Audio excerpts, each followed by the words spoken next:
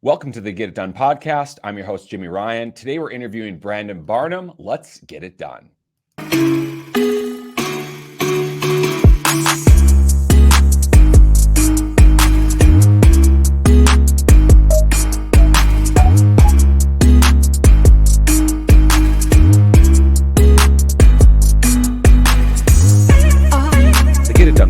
Is brought to you by Shape, the most powerful mortgage software with everything from texting, lead management, a dialer, LOS integrations, and over 5,000 other apps to help LOs take more deals from new lead to closed loan. All right, the Get It Done podcast is sponsored by Team Get It Done, and today we have none other than the CEO of HOA.com, Brandon Barnum. Brandon is the CEO of HOA.com. We're going to get into that and what he's doing with that. It's a pretty incredible thing. But he's also the chairman of the Champions Institute. He's into coaching and consulting, and we'll get into the specifics of that. You're a big part of or big supporter of Big Brothers Big Sisters. You are a husband and a father to a 19, 22, and 30-year-old. And there's an epic list of accomplishments here. This is your 9th online platform that you've been a part of.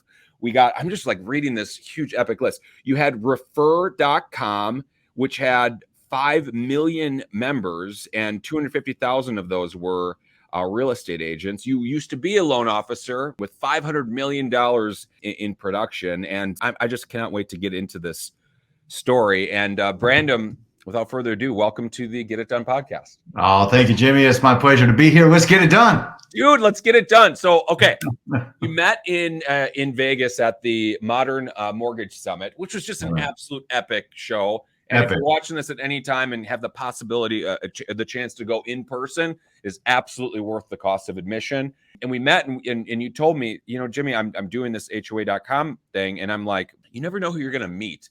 And it's like, sometimes you just look at people like, I don't know what if people are full of it or not, sometimes. But then I'm starting to look into it, and it's like, holy cow, this is a huge deal. So I just, there's a lot of people that won't know what HOA.com is, because here you haven't it isn't like widespread at the moment. What is HOA.com? What's the general gist of it? What I tell people is it's kind of like Nextdoor meets Angie's List. We're building a platform to connect homeowners to professionals they can trust. And quite frankly, we're building the #1 referral network for professionals who serve homeowners. Think BNI Power Team, just for the real estate ecosystem, if you will. You hear HOA, and a lot of people are like, oh my gosh, I hate my HOA. And we believe there's a better way to HOA. We believe that the 370,000 homeowner associations out there, right? 53% of all homeowners live in an HOA, and most of them don't love that experience. So we're on a mission to re-engineer the way that HOAs are run and managed, and have them actually serve the homeowners that they're supposed to serve in a way that's meaningful and really brings everybody's game to the next level. And so we're just excited, man. We're building a massive platform. I was talking to Todd Bookspan yesterday, and he said, really at the core, what this is a partnership platform. We're helping people that serve homeowners partner, cross-promote, and build their businesses together. Todd made phone calls, and typically he's not the person making phone calls. He's pretty much out of the loan process, but he's like, you know what, I'm going to make 100 phone calls. And he said that he was batting 1,000 for people that wanted to be a part of it. Anybody that answered the phone, they all wanted to be a part of it. And then he kind of got to the end. He's like, okay, I can't even offer anymore. Well, so look, I was in the mortgage business for 12 years. I started in 1997. I was a single dad at the time. I had gotten custody of my son, Sebastian, who now works for us full-time at HOA.com, which is so cool, man. I get to see this kid every morning on Zoom, and, we're building our dreams together. I'm like, look, brother, I'm going to turn the keys of the kingdom over to you someday. So you come help me build this, and we'll go build it together. And if you ever have the opportunity to build something with your kids or even your parents, it's really awesome. So take advantage of that. But when I was a single dad, I was making 20 grand a year, right? And I was working as a marketing director for an estate planning law firm, doing like living trust lunch and learns. And when I got custody, I couldn't pay my mortgage because I was 24 at the time. I owned a house. and I couldn't pay the mortgage and the daycare. And I found that out because the mortgage company sent me my mortgage check back several times with 3 little words printed on the front.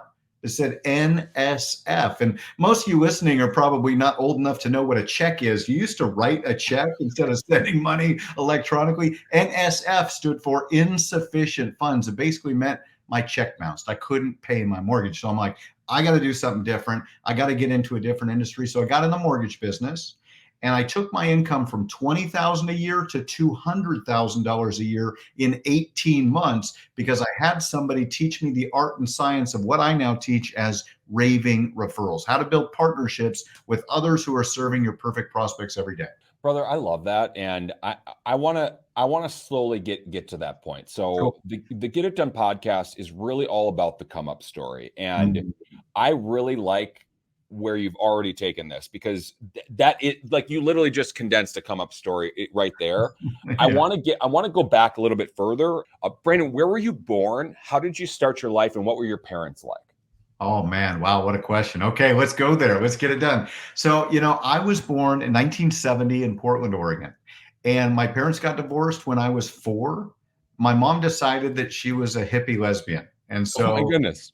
I'm one of those rare kids. This is long before Modern Family, by the way. It wasn't cool to be gay back then or cool to be the kid of a gay person, but it's all good.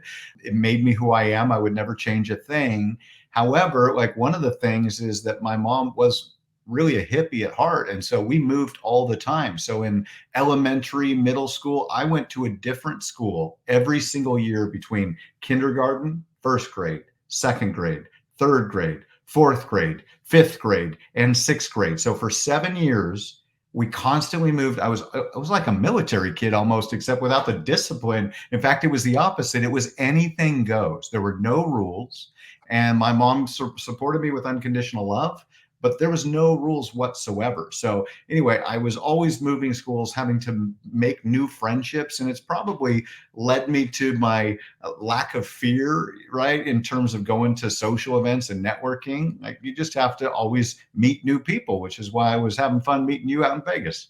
Bro, I mean, you really are though. It's kind of like I feel like you're a manufactured, like thoroughbred salesman in a way. You know what I mean? It's or just like networker. Salesman is it can get a negative connotation, but like I mean, in the most positive way, I mean that. Like, I mean, you really do. You have a presence about you where you legitimately have no fear, and I think that that's Yeah. something that it really is. It's instilled in you at a young age. Well, Wow, one of the man. reasons for that, Jimmy, is because I got turned on to Tony Robbins as a teenager, right? Wow. I have just been in this whole world of personal development since the age of about 15. My mom brought home some tapes and a book, Unleash the Power Within, and I just dove deep in that. I was so attracted to it. And so for the last 35 plus years, I've been studying how to be who you need to be to do what you need to do to have what you want to have. And so it's all about the being. And I'm less like attached to the outcome of things. I'm committed to being my best in every single moment, in every single way. What a mentality and to learn that at 15. So while we're there, there's a question that I love to ask people, and it stems from this time in our life, generally from 8 to 12. I don't know. Did you meet Renee Rodriguez oh, you did. Yeah, Yeah, that's right. Brother, you're going to Amplify. I know you're gonna. It is happening. I'm telling you. we're talking Uh, next week. Okay, good. Well, I'm glad that you are. So Renee is first off, he's a life changer, and anybody that is listening to this that hasn't been to Amplify, you just absolutely have to go. There he Yes, that's a is. great one. That's super You cool. took that photo, Jimmy. You I took did that take that. photo. Yes, I did. That's a great picture. That's a super great picture. For those listening on audio, we're showing a picture at the Modern Mortgage Summit of Todd Bookspin, Dave Savage, Renee, and Brandon. Anyway, so Renee has a way with words. He really does. And he talks about most everything that we do in our life, our why really, stems from things that happen to us at a young age. And you're touching on this stuff right now. And it's either because somebody shows up for us or a lot of times that they don't. Everything we do is to either heal our past or to honor our past. Brandon, what are you trying to heal from and what are you trying to honor? Well, that's wow. Okay, let's go deep. I get it, man. Well, so I told you a little bit about my background, but as a kid, we never had money. Like I grew up on food stamps. I got free lunch tickets, right? When I went to school, we didn't have to buy lunch because they just gave us free lunch, gave me free lunch, I should say, because we didn't have money, right? We were living on, my mom was on welfare typically a lot of my childhood. In fact, I just looked at her Social Security lifetime earnings, and she's earned $335,000 over the last 50 years, right? So money was never important to her. And so that was always like a hole for me, because I never asked for anything as a kid because I knew we didn't have anything to ask for. And I didn't want to put the pressure on her. I was always an empath and an appreciative of where she was. And then I'd say, for me personally, I don't really talk about this much, but the other hole was, having a dad that really didn't care. My dad saw me, like he spent time, he moved from Portland to Seattle, so he would come down and visit on a fairly regular basis. But there was also, I always used to say that he was emotionally disconnected. I just never felt connected to him. I never felt like he cared, and that went through his entire life. Even when I was caring for him in his senior years when he had Alzheimer's, he just was one of those guys. He was raised by his dad, who was a POW in World War II. And that man came back from being a prisoner of war. And so my dad didn't have a good model of positive parenting in his life, at least from a father's perspective. So I think, I always wanted my dad's appreciation and pride. Never got it. And so that's probably one of those things that drives me. And it's one of the reasons, quite frankly, Jimmy, why I tell my kids all the time how proud I am of them and how much I love them, because I think kids need to hear that. And so if you're listening right now, please, for the love of God, tell your kids that you love them and tell them you are proud of them. They're easy words to say, but they will mean the world to your children. Brother, I could cry. I mean, that means so much to me. And it's crazy how people are brought together. I think you and I share a similar path, just with different years in between it. And it just a really quick, and this isn't about me, I just want to relate to you really quick, is that my parents also, separated when I was younger. And it's not that my dad was emotionally disconnected, it's that he wasn't there at all. And because of that, I tell my son the same thing. You know what? I look him in the eye every time that I see him. And I said, son, I just want you to know that I'm so proud of you and I love you so much. And when you said that, man, I mean, I'm getting kind of emotional because it's true. And it is emotional and it's real and it's so important. It is, especially to a young boy. And you know what, too? They don't know that it's important. They don't know that that's a need that they have. And you know what? You have to kind of deal with this pain 30 years later, type of a thing. Because like now, like Brandon, you're so confident, you're so like driven, and just like you're on point with stuff. But like, look, that's because you're calloused in a lot of ways. It's because you're really hard in certain ways because of this, because of what's happened. And you've kind of like, it's natural for you to be that because you've always had to, be at that level. But at the same time, you now realize how much you actually needed that and the pain that comes with that. Yeah. So Jimmy, I have a little different take. I hear what you're saying, and I think you're absolutely right. And I have the benefit of being raised by multiple moms. So because I didn't have that male ego energy in the house, right, telling me not to cry, I cry all the time. My family just laughs at me, quite frankly, because if we're watching, quite frankly, an emotional commercial, they'll look over and I'll be tearing up because I don't hold back. I am all in, and I was raised to just be surrounded by love and appreciation and support. That's the gift that my mom gave me. And so, for me, I don't think of it as being hard. I'm not hard, because part of it is I define who I am. And who I am is the embodiment of love and support and compassion. I'm a generous giver. I'm all about being the best I can be every day in every way. And so to me, I don't hold any attachment to that which has brought me here, anything that was lesser than, because I know in this moment and every moment forward, I'm bringing more than enough for everyone I'm talking to. Brother, me too. I cry all the time too. I feel like this is something that should be done. I feel like if you could cry one time a day, I feel like it's just like it's therapy. I mean, it's like Yeah. it feels good. Yes. How good do you feel after you cry? You feel good. Brother, I really like that. Like, I'm gonna clip this. Like, I'm just like, I don't hold back. I define who I am. I am a generous giver. Man, that's so needed right now. We're trained as men a lot of times to be, I don't want to say it's hard, but like, Yeah. well, okay, for me, that's how I reacted to it. I became hard. I didn't have multiple mothers in the sense that you did. I kind of was in the sense of like I felt like I didn't matter.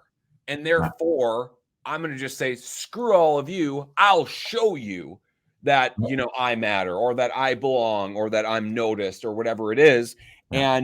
And for you, you kind of just embraced it. And I think that, man, I really wish I would have read a Tony Well, Robbins part book. of this, Jimmy, is reframing, right? The reality Yeah. is, as a kid, I had many nights where I cried myself to sleep and I wished I hadn't been born, right? So, full disclosure, it wasn't like I was built this way, but it has been decades of reframing and looking back and re engineering what that thing meant so that it serves me today and from this day forward. So, a lot of people use language about how hard life is. And then guess what? Life is hard. Absolutely. So who do Okay. you choose? How do you choose to view the world? Because how you choose to view the world is how you experience the world. And so I often ask my team, my community, how is it that you want to be experiencing this moment and this day?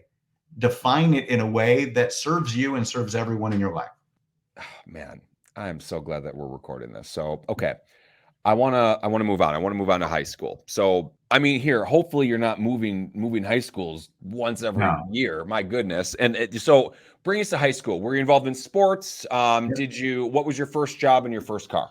Right before high school, I had been involved in a few different sports: soccer, baseball, basketball. I sucked. I was awful. I was number 0 on the basketball team because that was my average point scored, but I did win a trophy. It was most inspirational player. So, I was basically the professional bench warmer, dude. And, Oh my God. quite frankly, in 7th grade, I did win an award in school, which was Optimist of the Year. So I guess I've always had a sunny disposition, mostly because I chose to. But what happened was in 6th grade, I tried out for a play, and it was The Music Man in 6th grade, and I got chosen to be in this part of the younger. I forget, the Marion, the librarian's younger brother, and I had a few lines and I had a solo. And so I got to be on stage and shine. And up till this point, I had learned to mask because, remember, I had gone to a different school every year. I used to get bullied. I had an older brother. He told his girlfriend that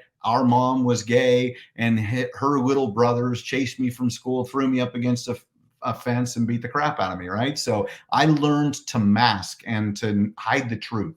And in middle school and then in high school, I was in theater and I sang. So I learned how to perform. I kind of grew up on stage. It's part of my presence. And what it helped me to do is learn how to stand up, speak up, and be on stage and be seen and to shine, quite frankly. So that's what I was into. I was into music and theater, and that was my community. That was my crew. So, it was awesome, but still my dad never came to my shows, Jimmy. And so that probably propelled me forward. Man, I can only imagine. So you really do. You speak as though you are a professional performer. You really do. And I mean, it's like you're comfortable with it, I guess, in a sense that doesn't really. You said it like this. I was made to shine, and you really do. It's just it's a really neat thing. First job, first car. First job, I was doing sorting mail for a pre-sort. So I would literally stand in front of a big box, look at the zip code on these envelopes, and I would just sit there and put them into the slot where they belonged. Okay. Making $3.35 an hour, 20 hours a week. I was 14 years old. So at the end of a month, if I was lucky, I'd have like $140. Wow. Woo. First Wow. job or first car, I mean, I had a Toyota truck. I had a girlfriend at that point when I turned 16, and she loved trucks. And so I bought a truck to make my girlfriend happy. What was it? It What was was it? a Toyota SR5, little red truck with like a racing stripe down the side. Hideous thing. It did the job. Do you know what you wanted to do? I mean, you strike me as somebody that, like, if I'm going to just take a stab at it, Yeah. didn't want to go to college, wanted to get right out into it. But I guess I want to hear from you. What Yeah, do you know what you want to do? after my first job, I worked at a couple restaurants. I ended up as a singing busboy at a German restaurant, and I learned how to perform again while bussing dishes. And I was able to make $10 an hour while minimum wage was $3.35 because of the tips. And I'm like, hey, I like this, right? And so I did that, and then honestly, I moved out from my mom after my junior year of high school. So my senior year of high school, I had my own apartment. Had a roommate who was 22 years old, so he could buy all of the alcoholic beverages that we ever wanted. So my apartment became the party place senior year. That lessened my interest in school, but I still went to community college first, and then ended up down at Portland State University, which is where I met my wife of now 25 years. Wow. And I went and got a marketing degree, and college was fun. It was fun. That first year, I didn't really do much because I was in party mode. So that first year of community college, I got one whole credit in soccer. In soccer? Yeah, I wasted a year. Unfortunately, it was cheap, but soccer was the only class I passed. Everything else I kept withdrawing on like the last day in order to move forward because I was dealing with stuff. I was processing my past and getting past the childhood. My mom said, look, if you want to move out, I've got one requirement, and that's that you go see a counselor. I went and saw a counselor, and I said, here's who I am, and here's what's going on, and here's what I've been through and where I'm at. And the counselor said, you need to go tell your mom. I did. And that was it. I had one session, and the counselor said, you know what you need to do, and you're in good shape. You just need to share what's so with your mom. And so I did that, and then moved out and had a grand old time senior year. Wow, what wisdom though from your mom. I mean, don't you think don't you think you really needed that? Oh yeah, I'm sure I did. I mean, I probably could have used more than one session, but Yeah. I was pretty clear on where I was and what I was dealing with. And basically the counselor just said, look, you've been hiding this from your mom. You need to tell her how you feel. And then I told her, I said, look, I know that you made your choices because of you. I was kind of an afterthought, right? Like she didn't make her choices with me in mind. She didn't really think about it. She was self-centered and focused on herself. And I think that's why as parents, like my wife and I, went all in on our kids. I coached my kids for over 20 different seasons in football, basketball, baseball, soccer, because I would wanted to be on the field and be so immersed in their life and help shape them to be the amazing beings they are today. Oh, that's awesome. So you graduate, you get your marketing degrry. I Yeah. mean, here, did the red carpet get rolled out? Did you get a Oh marketing yeah, job? for sure. Six Sigma? No, not at all. No. What was interesting is I was just sharing this story the other day. Before I graduated, I took a job my last semester selling what was called guest services. It was these magazines inside hotel rooms, and I would drive from Oregon to Arizona or Idaho, stay in this hotel, and I would basically cold call businesses around the hotel and help them advertise in the in-room magazine that we created just for that hotel. And I say hotel, it's really motel. Like these weren't the luxurious, this wasn't the Fairmont, this wasn't the Ritz, this was more like the Holiday Inn. But they gave me a script and sent me on the road, and I was out there for a week or 2 weeks at a time. And I just had to hustle because I made 25% of whatever I sold. There was no guaranteed income. It was commission only. But I learned a lot just going out there and dialing for dollars, smiling and dialing. I mean, everybody's got to cut their teeth somehow. And I mean, that's just good for you, man, because I feel like the harder it is, your first sales job, I feel like the more resilient you are to the true tests of consistency and keeping it going when you have the big boy job, like the loan officer job or whatever. And I sold cars. I mean, like, my goodness, you don't get much more cut on your teeth than that. But actually, You can do timeshares. You can drive away from town to town and make 25% commission off of guest services. I mean, was there any training at all, or did they just say, No. here, sell these? Yeah, no, they basically walked me through a script. I don't think they even gave me a piece of paper. They kind of just said, "Here's what you say," and I went, "Oh, okay." I didn't know any better. Now I'll tell you what. I've got a 22-year-old son. He's a senior down at Arizona State University. Last summer, he went and did door-to-door sales of pest control and drove to Minneapolis. Same kind of deal. Now this organization, they actually trained him on exactly what to say, gave him an iPad, a whole presentation, the whole thing. But this kid went and knocked doors, and he showed me like maps of every door that he had knocked in Minneapolis. Amazing, right? Like huge respect. Wow. But in 90 days, he made 35 grand knocking doors. Now this year he's going back, and he's recruited 10 other salespeople now through his university and his fraternity. And so he thinks he'll make 100 grand in 90 days this summer. Wow. You must be so proud. I mean, you raised a hustler.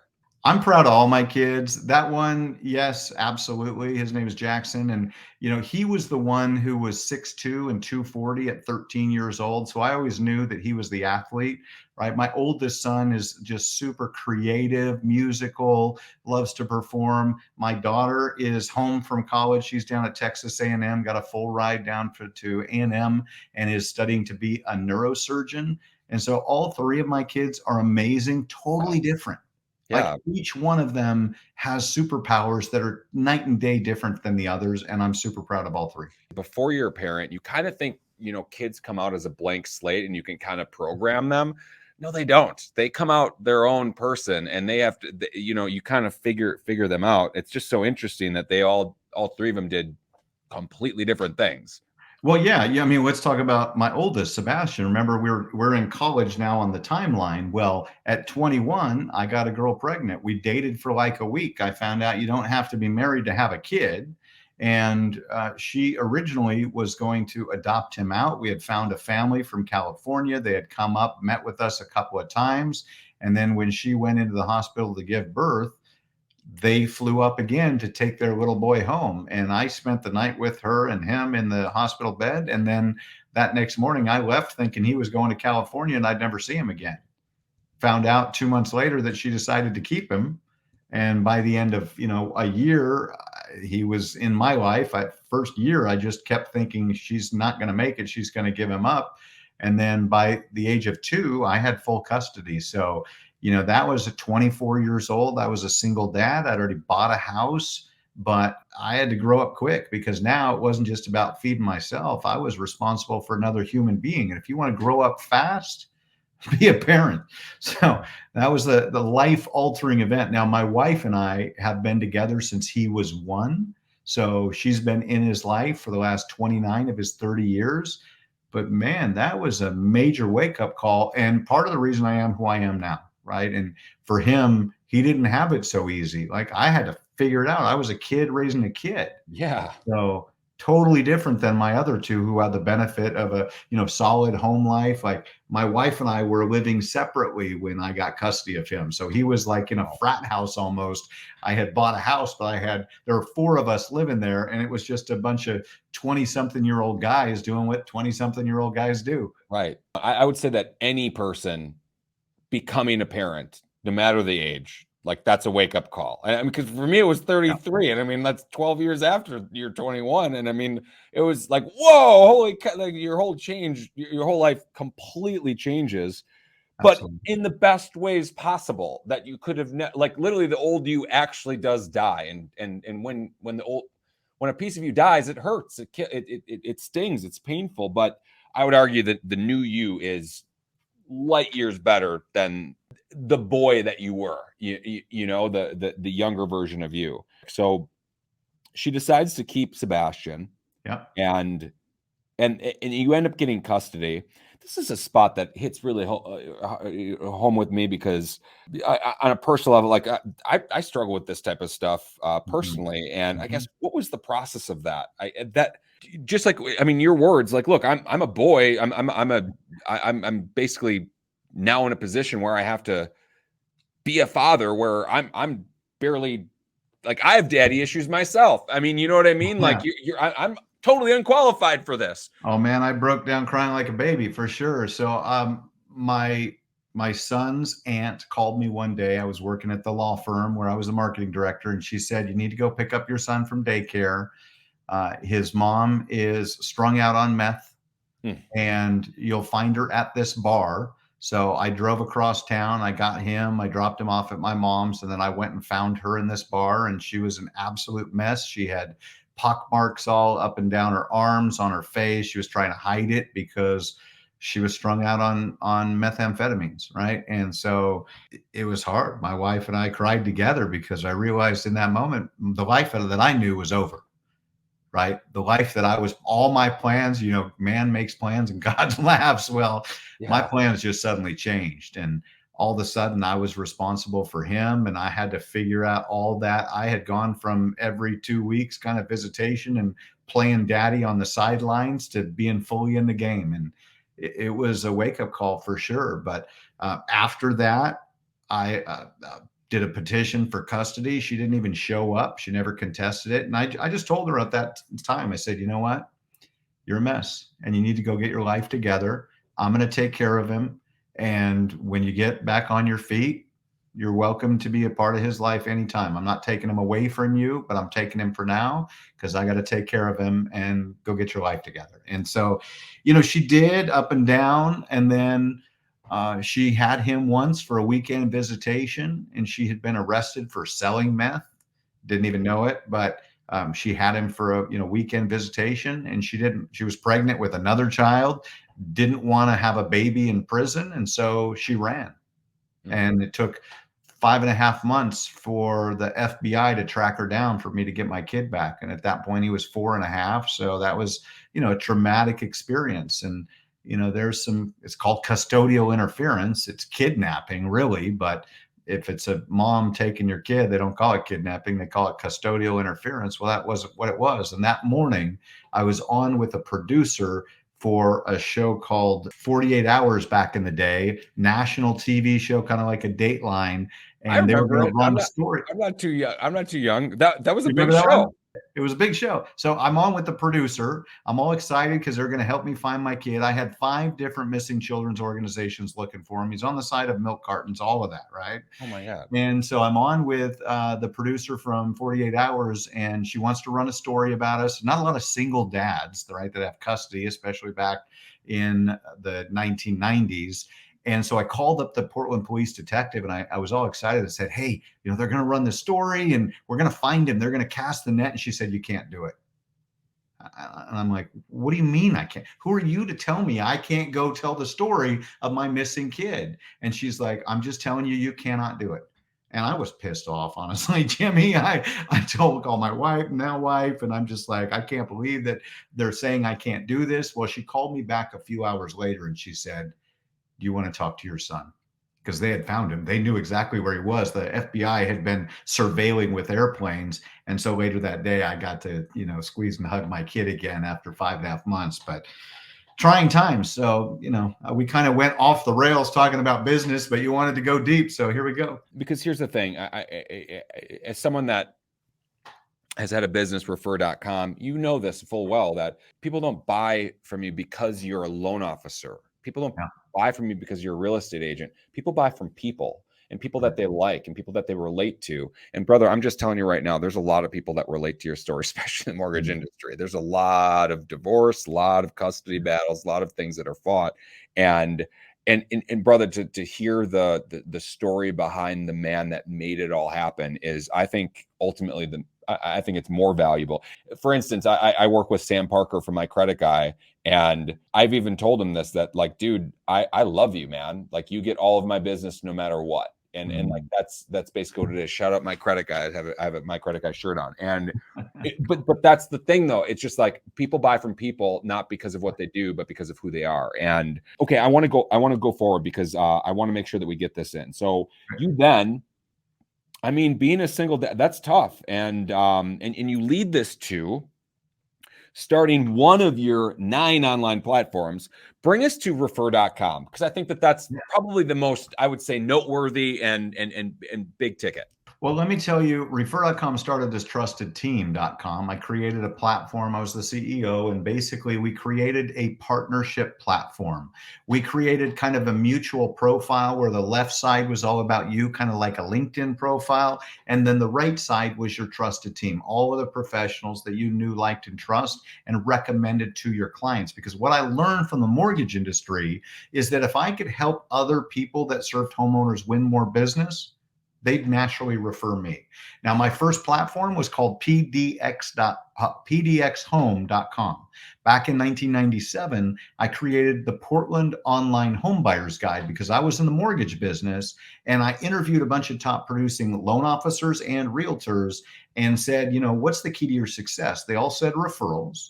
And I'm like, okay, got it. They all said that they got all of their business from people that referred them clients. I'm like, okay, add as much value, be professional, communication is key, be your word, call back quickly. I'm like, okay, I got it. So I surveyed the market to find out what the most successful people did and what was the key to their success. And then I set out to add a difference. The one thing that I learned from Portland State in my marketing degree was look at the world in new eyes, see what's wanting to happen and go make it happen. And so back in 1997, only half of the real estate companies had a website at all. Those that did, if they had listings, they had one exterior photo of a house. Okay. We're talking Remax, right? We're talking, the Century 21. Big ones, Half of them didn't have any listings online. And I'm like, this is silly. I want to sit at home in my boxers and briefs and be able to search homes, right? I want Zillow now, right? Yeah, And who would have so thought? In I 97. created pdxhome.com in 1997. I drove around and I found homes that were on busy streets. And I took the flyer, I called the realtor and I said, hi, I'm Brandon Barnum, Integrity Lending, or whatever the company was at that point, and I'd like to feature your home on the Portland Online Homebuyer Guide. Well, 6 out of the 10 initial calls said yes, of course. Why wouldn't they? Jimmy, why do you think I picked properties on busy streets? Well, bro, because you get free advertisement and it's Massive visibility, all right. that street action. The other thing, there's 2 reasons. That's number one. If this is Family Feud style, that's number one answer. Number two is I knew if they were on a busy street, they weren't going to turn over very quickly, right? Because most people don't want to live on a busy street. So what I did is on the bottom of their for sale sign, I had this little writer that said, view this home at pdxhome.com. PDX is for Portland. That's the short code for the airport. So pdxhome.com. And I use that as a give to add value to realtors, to change the conversation and to offer them value in a way that no other loan officer was doing at the time. Ugh. And then I would drive every Sunday. I would drive up and down all the freeway on ramps and off ramps. And I would pound these little signs that said, buying a home, pdxhome.com. So I was driving traffic old school to the website. And then what would happen is any of the buyers or sellers, I, of course, would get the loan. But more importantly, I captured the lead and I gave that out to the realtors that I was cultivating and winning business with. And I remember this one buyer worked as a vice president for Tektronix. I was getting the people that were the techies because they were ahead of the curve, right? They were the ones that were wanting to go online and figure out this thing called the internet in the late 90s. And so I remember I got this one buyer that worked for Tektronix. I referred him to this realtor at Remax named Norma Reardon. Well, that buyer ended up writing an offer on the house that she had listed, the house I had at pdxhome.com. They needed to sell their home, so they listed it with her. And then she got both sides of that transaction because she got the buyer of that deal and the buyer of that deal listed with her too. She ended up making like $37,000 in commissions just on that one referral that I had given her. And then I won her business for years to come. So stand out, add value. What can you do right now? If you're listening to this conversation, you got to be thinking to yourself, what can I do that's different than anybody else? How can I help solve a realtor's number one challenge, which is getting more leads, more business, better marketing, more clients? That's what they want. You solve that for them and they'll send you all the referrals they have. It's revolutionary at the time, but we think about it now like, of course this works. Of you course it know? does. But like for instance, Jeremy Forcier was talking about how there's all these little things in a 1003 that you could do. Like where did they go to school? Give a presentation to the school people. Anyway, there's a lot of different things that we could go. Let me tell you one thing before you go to your next question was All my right, go. second platform was 1998, cybermortgages.com. Well, I Gosh. realized I was a mortgage broker. Okay. I realized that a unique differentiating position was the fact that I could shop for loans with all these different companies. I used Lion Desk back at the time, and I could put in parameters of the loan I was looking for, and it would tell me who had the best pricing, what bank that I could broker to had the absolute best rate and cost structure on that deal. And so I created a website, Cyber Mortgages, and it was basically kind of the Rocket Mortgage of its time. We had people that would put their loan application in, and then we would shop for the best deal possible. We would shop for over 100 lenders, and really, I just used Lion Desk. Now, they didn't know it was Lion Desk, and quite frankly, the buyer didn't care. They wanted the best rate and the lowest fees that they could get, and I was able to use that, again, as a unique differentiator, stand out from your competition, rise above, offer something that nobody else is doing. And so that was the second platform that I built back in 1998, cybermortgages.com. That is incredible. So tell me, like, what did you do with these? Did you sell these? You had to have. No. So you know what? I'm one of those guys that I get inspired by different opportunities. So I was crushing it in the mortgage business, making, six figures, 200K by the end of 18 months. And then I got introduced to an anti-aging product called HGH. It was a spray, and we created longevitylabs.com. So while I was working in the mortgage business, I also created an online nutraceutical company. We had over 235 different products. We were written about in the Wall Street Journal and Newsweek. And so I was kind of doing both things, but I really love the option of selling online and being able to sell to people all over the world, not just in my state. And so I built that. And then fast forward, I created my own mortgage brokerage called Integrity Lending, multiple branches, dozens of LOs. And then that took us into 2007, 2008, when things all changed. Bro, we have a hard stop in 5 minutes, and like, bro, I've too many questions to ask you. Like, I'm just prepping you. I'm gonna try to push you over. So, okay, brought us to 2007, 2008. That's got to be when Refer.com is in the mix. Would you say that Refer.com was your biggest success other than HOA.com? Yeah, for sure. For sure. I mean, as far as the dollars and the number of lives impacted, in 2008, I created a personal development company, Humanity Unites Brilliance. We had Mark Victor Hansen, Jack Canfield, Brendan Burchard as faculty members. We donated 40% of gross to charities. We created so many cool things that made such a difference that's like my most meaningful, because charity is near and dear to my heart. But financially, absolutely, Refer.com, we built that to 5 million members, 195 countries. We had members from Antarctica to Zimbabwe. I'm still not sure who was up in Antarctica creating their referral business, but it was crazy. It was cool. So that's incredible. And now we're kind of getting into the million story. So like, look, I think that mindset is one of the biggest things that is your strength. And I mean, it's just like you have hustle. It's just built into you. And look, you built this big thing. And did you exit that? Did you sell that? We did. Yeah, we exited in 2019, both cash and stock. And then I still have some stock in the remaining company. They've since pivoted from Refer.com. You can't find that online. They pivoted that to pod.io and since to STEM Connector. So they're building the Indeed of STEM jobs, science, technology, engineering, and mathematics. And it's a market leader. I think we're going to have an exit event on that this year. So, it's amazing the journey that we go through. It's super fun. So now I want to bring us to HOA.com. First off, how did you get a 3-letter URL? That's got to, I mean, that is incredible. Yeah, so we started this company as thehomeowneralliance.com. And I was sitting with my partner one day having a conversation. I'm like, that is too long to fit on the side of a bus. Yeah. And if we could wave our magic wand and have any domain on the planet, what would it be? I learned this from my past CEO. I was the president of Refer.com. The CEO had got Refer.com as the domain. So I learned this from him.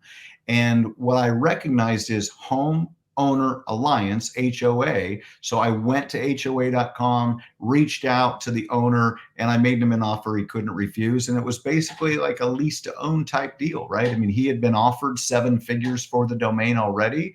And I shared with him the vision that we have for connecting communities and empowering professionals. And he bought into it. And here we are.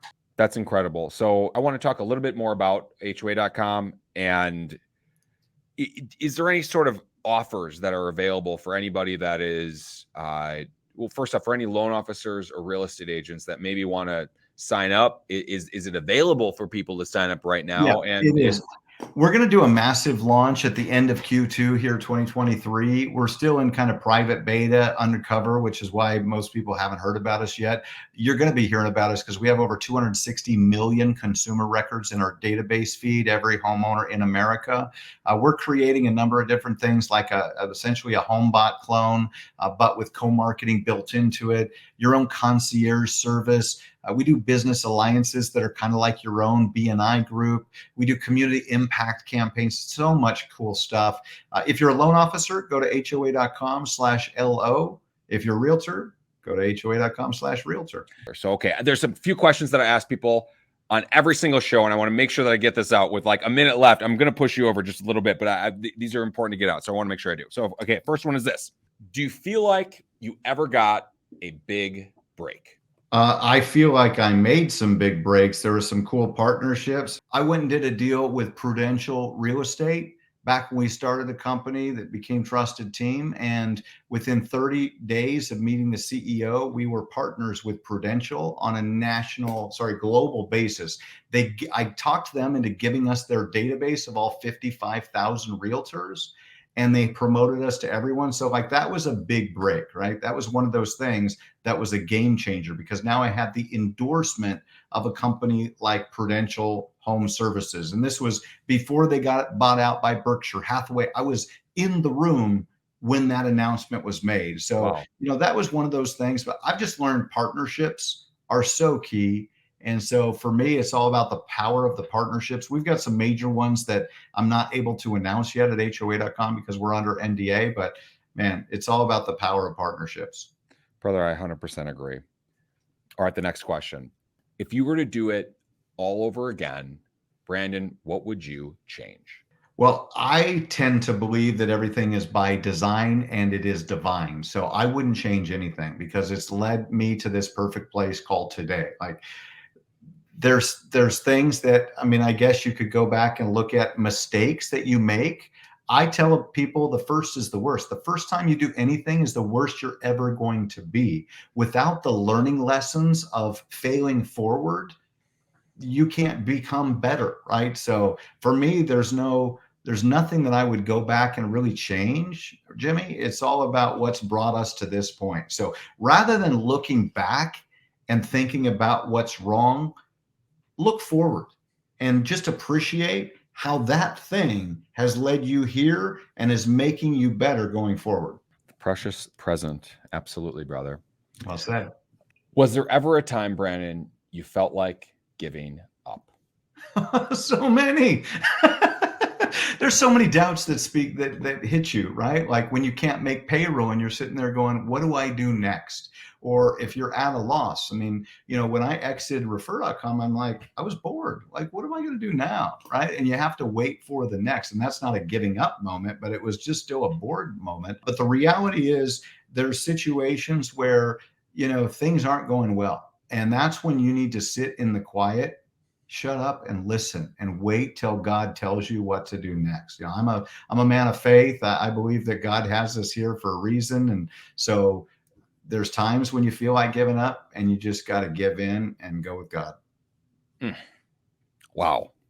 All right. The final question to set it up. So there is a young Brandon out there. Maybe they grew up changing schools 7 times in 7 years. They grew up emotionally disconnected from their dad. Maybe they cry a lot, cry all the time. Maybe they learned to put on a mask and it's time for them to shine. Maybe they were driving their Toyota SR5 red with a racing stripe. And maybe they had a child before they were ready. They want to follow in your shoes. Brandon, what advice would you give to someone looking to get it done? That's a great question, Jimmy. I'd say find a mentor, find somebody that you believe in, that you're inspired by, that you can learn from, especially if you're just starting out. Regardless, honestly, of what stage you're in life. We didn't even talk about Mark Victor Hansen, who's been one of the biggest mentors in my life, but we're going to have to save that for another day, Jimmy. I would say find somebody that you can learn from, help them succeed. My license plate in Oregon was GIVMOR. Give more. Giver's gain. Go make a difference. Find somebody that you want to learn from, that you want to partner with. Find out what it is they need help with and go make a difference. When I met Mark Victor Hansen on May 18th, 2004, that man changed my life. And one of the things that I did was I found out how I could help him, the difference that I could make to the best-selling nonfiction author on the planet that sold over 500 million books through Chicken Soup for the Soul. I sought to serve, give more, make a difference. And when you do that, you're going to get somebody's attention, and you need mentorship, you need guidance and partnership. And that's really the key to success, is partnership. Wow, man. Wow. Brandon, I just want to thank you for coming on the show. And I especially want to thank our audience for joining us. And Brandon, if someone wanted to reach out to you to connect, what would be the best way for them to do so? Check out brandonbarnum.com. That's the best. That's got kind of all kinds of links. There's gifts and things that you can use to improve your life. Do your code, crack your code with Codebreaker. That's just one of the things that is a secret to my success.